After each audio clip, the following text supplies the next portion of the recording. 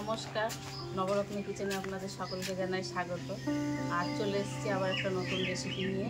এই যে কচু শাক, এটাকে পানি কচু, শোলা কচু, এক একজনে এক এক রকম নামে ডাকে। তা আমি এই কচুর শাকটা আজকে আমি রান্না করব। তো আমার পুরো সম্পূর্ণ ভিডিওটা আপনারা দেখতে পাবেন। আমি প্রথমে কচুর শাকটা কেটে নেব। কি দিয়ে রান্না করবো আমার কচুর শাক? শুধু শাকটা ছোলা দিয়ে করবো। ছোলাটা আগের দিন রাত্রে আমি ভিজিয়ে রেখেছি। অনেকে মাছ দিয়েও করে, বলো মা? হ্যাঁ, ইলিশ মাছের মাথা দিয়ে হয়, আমি একটু ছোলা দিয়ে। ইলিশ মাছ তো নেই আজকে, ছোলা দিয়েই ভালো লাগে বেশি। ইলিশ মাছের মাথা দিয়েও ভালো লাগে, কিন্তু ইলিশ মাছের মাথায় কাটা থাকে। আমি আগে ছুলে কেটে নিই, তারপরে ধুয়ে নেব, এর উপরে খোসা ছাড়িয়ে।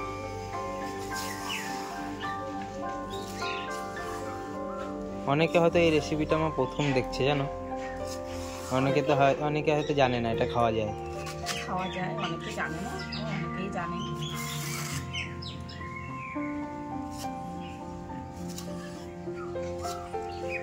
এখন এগুলো একটু কম পাওয়া যায়, একটু বৃষ্টি বর্ষা হলে তখন আরো বেশি বৃষ্টির জল পাবে, আমাদের বাড়ির সামনেই তখন পাওয়া যায়।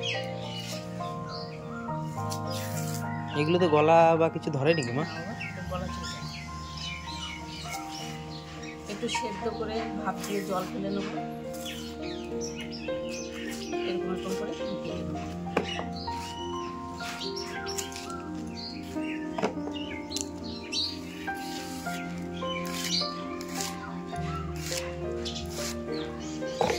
আমার কচুর শাক কাটা হয়ে গেছে, আমি গোড়া থেকে ওখানে কচু একটু দিয়ে দিলাম, ছোট ছোট করে কেটে দিয়েছি, আর অল্প একটু দেবো।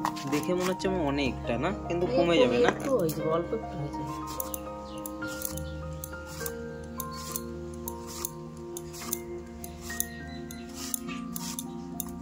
ওই জন্য তো কচু দিলাম, যে একটু কমে যাবে। কচুটাও দিয়ে দিলাম ছোট ছোট করে কেটে। আমার কচুটা কাটা হয়ে গেছে, আমি এবার ধুয়ে পরিষ্কার করে নিয়ে আসবো। কচু কাটা হয়ে গেছে, ধুয়ে পরিষ্কার করে নিয়ে এসেছি।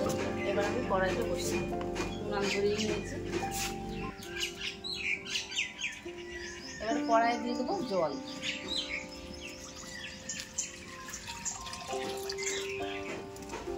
এই জলে একটু লবণ দিয়ে দেবো। এবার কচুগুলো একটু ভাপানোর জন্য আমি দিয়ে দেবো।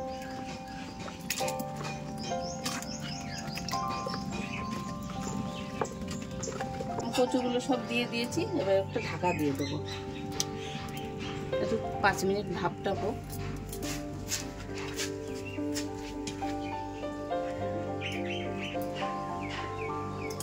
আমি ঢাকাটা একবার খুলবো, খুলে আর একটু নাড়াচাড়া করে দিই। লবণ দেওয়া আছে না, কমে যাবে।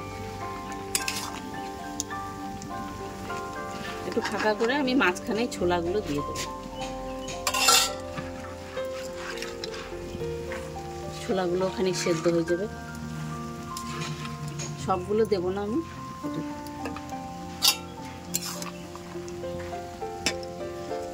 আমি আরো কিছুক্ষণ এটাকে ভাপিয়ে নেবো ঢাকা দিয়ে।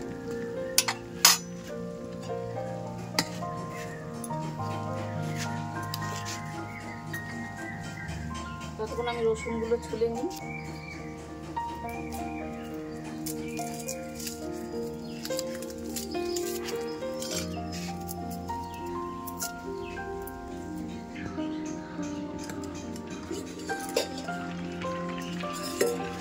কচুটা ভালো করে সেদ্ধ করা হয়ে গেছে, একদম গলে গেছে সব কিছু।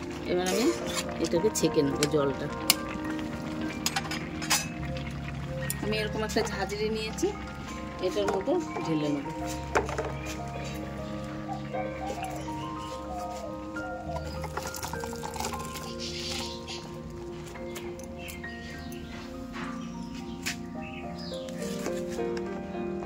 জলটাকে খুন্তি দিয়ে ভালো করে চেপে চেপে বার করে নেব।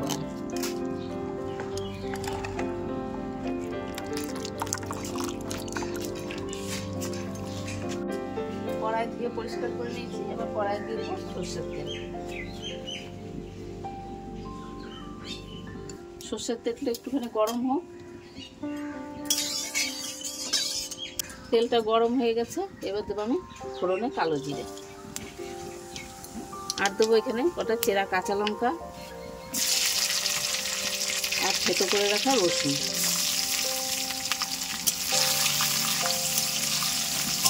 এটা একটু লাল হোক, তারপরে দেবো আমি কচুর শাক। রসুনগুলো লাল লাল হয়ে গেছে, আমি এবার কচুটা ঢেলে দেবো।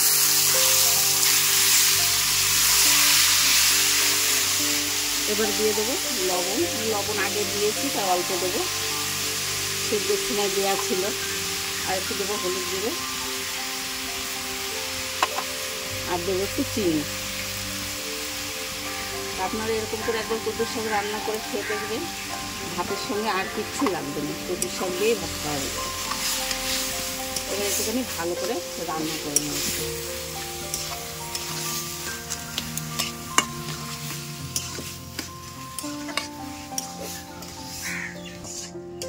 আমার কচুর শাকটা হয়ে গেছে, আমি শুকনো শুকনো করে রান্না করে নিয়েছি। এবার আমি ঢেলে নেব।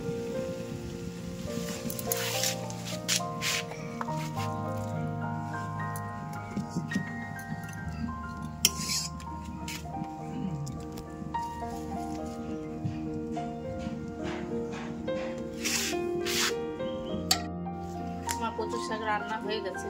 আমার এই কচুর শাকের রেসিপি যদি আপনাদের ভালো লেগে থাকে, তাহলে আমার চ্যানেলটাকে সাবস্ক্রাইব করবেন আর আমার পাশে থাকবেন।